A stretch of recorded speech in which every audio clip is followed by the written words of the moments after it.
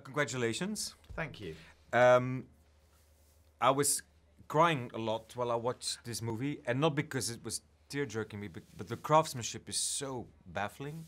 It's nice after two decades of movie I'm reporting. sorry that the craftsmanship made you cry. No, but no, because I was so very touched by what you did, mainly. Wow, thank you. Let's start at the beginning. I'm so sorry because everybody's probably asking you this question, but the story for you began on a very personal basis, right? It did, yes. It was inspired by stories my grandfather told me when I was a kid, and he fought in the First World War, and he didn't tell his stories for many years at all.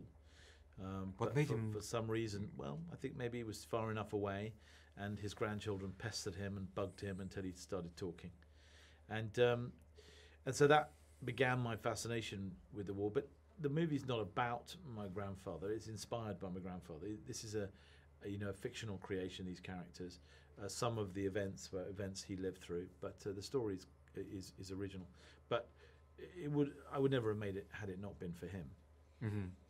When you said that made you become fascinated by the First World War, what does that mean? Throughout your life, you read up on it, researched it, came to Flanders Fields, for instance, in Belgium? Yes, where I did. We did go to Yeah. Flanders, did go to Belgium, did go to France, to Tietval.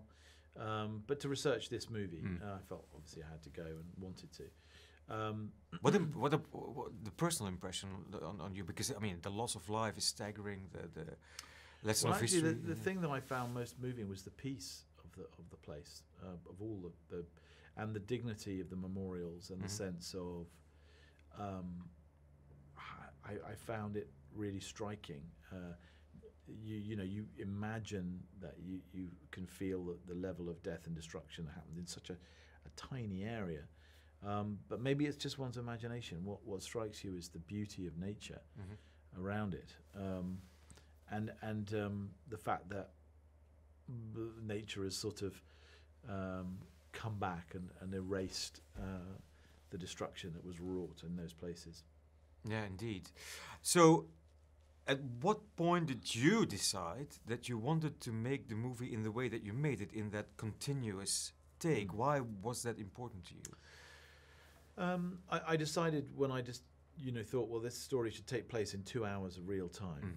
That the best way to tell that sense of the clock running down, the seconds ticking by, to make it both epic and at the same time, and show the geography and the distances, but at the same time to make it quite intimate, was to try to remove as many layers between the camera, between the audience and the actor as possible.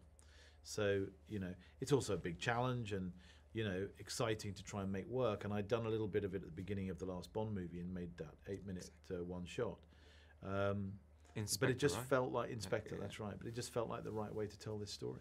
Yeah, but how many people told you that's crazy, that's impossible? Actually, no one told me it was crazy. They all knew it was very difficult. But as long as they, the question that they needed to ask was why. And if you can ask that question, if you can answer that question well, then they come along with you, And so once I'd explained why I felt it was better, in a slightly more lengthy way than I've just explained to you, then I think they all felt, yeah, this is possible. It's just very difficult. Yeah. I can only imagine. I guess an artist of the stature of Roger Deakins then is the perfect creative collaborator to pull something like this off. Yeah. And also technical collaborator, I guess. He's a master. I'm lucky enough to have worked with him before, so we have a shorthand. And I needed, I knew I needed a master to do the movie.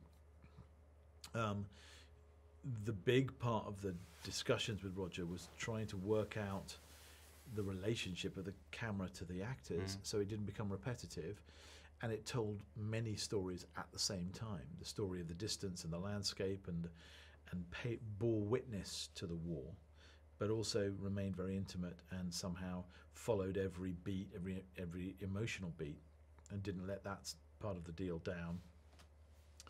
The technical aspects came later, and one of the rules we had with each other was, let's imagine everything we want the camera to do, and not worry yet about how it does it.